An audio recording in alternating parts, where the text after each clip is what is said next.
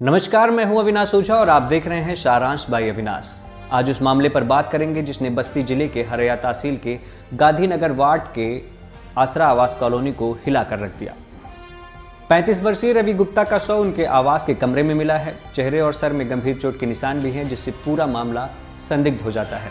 पहले दृश्य में मामला हत्या का प्रतीत होता है और पुलिस का भी यही मानना है कि एक व्यक्ति काशीराम आवास, जिसे आश्रय आवास भी कहा जाता है, तो कुछ चोटें भी आई हैं, मृत अवस्था में पड़ा है। आ गया तो प्रथम हत्या की संभावना पाई जा रही है। अब रवि की पारिवारिक पृष्ठभूमि को समझिए। रवि अपने परिवार का सबसे बड़ा बेटा था। इसके अलावा 3 और भाई थे, राजू, आलोक और सोनू। इनके अलावा एक बहन जिसका भी विवाह नहीं हुआ। पिता कन्हैयालाल आमतौर पर परिवार से बहुत मतलब नहीं रखते, बाहर ही रहते और कभी कभार ही परिवार से मिलने आते। माँ जैसे तैसे करके एक छोटी सी दुकान चलाकर अपना जीवन यापन करती थी। और रवि के 2 बच्चे अंशु और शिवा, जिनमें से अंशु दिव्यांग भी।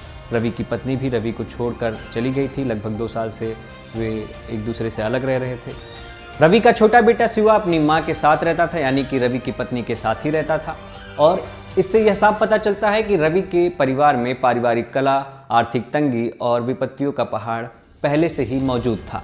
मृत्यु का कारण जो भी हो, भीड़ के शोर के बीच एक माँ की सिसकियां सबको चीरती हुई निकल रही थी। रवि की मां ने कांपते हाथों से पुलिस अफसर से बस इतना कहा कि एक बार मेरे बच्चे का चेहरा दिखा दीजिए। और जैसे ही रवि के शव को देखी, वे अपना नियंत्रण खो बैठी और शव से लिपटकर जोर जोर से रोने लगी। जांच पड़ताल में कुछ और पहलू सामने आए, जिनमें से एक पहलू यह भी है कि रवि नशे का आदी था। उसकी मां भी बताती है कि रवि नशे का आदी था और जिसके कारण पारिवारिक कलह, लोगों से झगड़े लड़ाई आम बात थे। नहीं, दारू पीता था। दारू पीते थे तो इसके अब दूसरा पहलू यह भी है कि कुछ समय पहले ही रवि की किसी के साथ झड़प हुई थी।